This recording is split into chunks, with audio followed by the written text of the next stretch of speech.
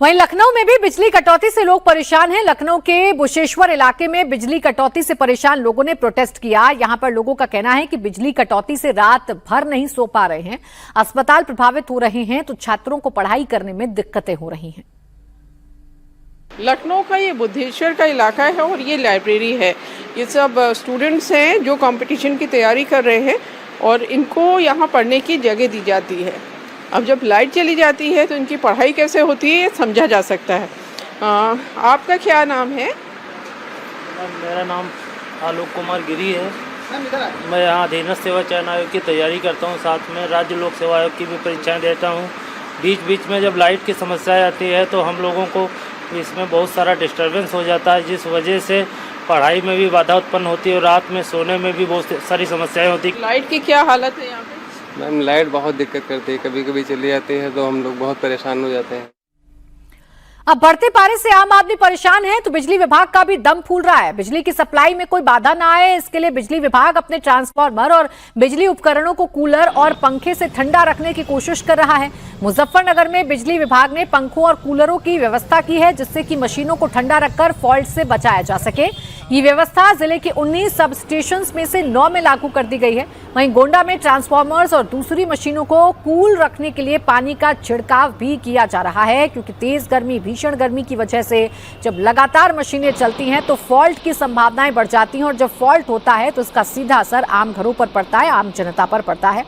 रुचि कुमार मेरी सहयोगी हमारे साथ जुड़ गई हैं, सीधा उन्हीं के पास चलेंगे। रुचि, बैठकें हो गई, AK शर्मा का वीडियो देख लिया हमने जहां वो खुद लोगों की शिकायतें सुन रहे हैं, विधायकों की नाराजगी देख ली, बिजली विभाग की मजबूरी देख ली, लेकिन इन सबके बीच जनता का क्या इस समस्या का समाधान सरकार ढूंढ पा रही है?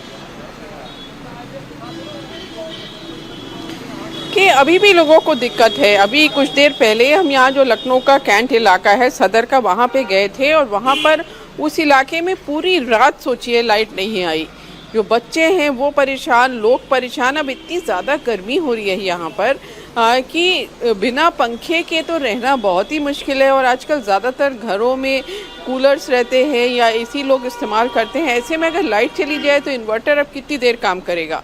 तो लोग बहुत ज़्यादा परेशान हैं लाइट ना आने से। और बहुत सारे लोगों को ये शिकायत है कि जब हम जो हेल्पलाइन नंबर है उस पर कॉल करते हैं तो हमारी शिकायतें नहीं सुनी जाती।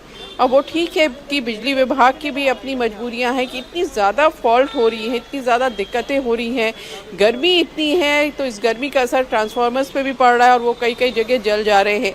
अब जो जनता है वो उसको क्या होता है, वो सीधे जाके बिजली विभाग के कर्मचारियों पर अपना गुस्सा निकालती है, क्योंकि वो भी परेशान हो जाती है। तो सोचिए लखनऊ जो राजधानी है, यहाँ 21 ऐसे सब स्टेशन हैं जिनको सेंसिटिव माना गया है और वहाँ पर PSC तैनात करनी पड़ी है सरकार को।